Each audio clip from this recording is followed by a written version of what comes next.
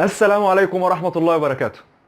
كسبنا، ما استناناش للآخر، ما وقفناش على طراطيف صوابعنا، ما اتحرقش دمنا، أعصابنا كانت طبيعية طول الماتش، حاجة نتحسد عليها، وبأداء قبل التلات جوان.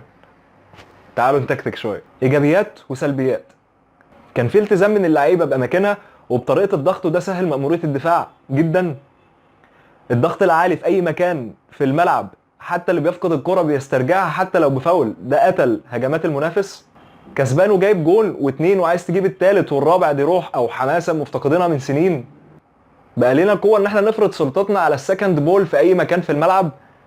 لاول مره من 7 شهور يبقى في لاعب في الفريق يجيب جونين في ماتش واحد. اخر مره كان ايمن حفني قدام طلائع الجيش جاب جونين، والنهارده رؤى قدر يجيب جونين. الزمالك عمل 615 تمريره، منهم 519 تمريره صح، يعني بنسبه تقريبا 84%.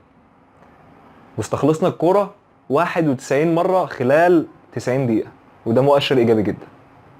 السلبيات، واخيرا في فرق ما بين الدعم والنفخ. يا رب احنا كجمهور نكون فاهمين حاجه زي كده. سلامات.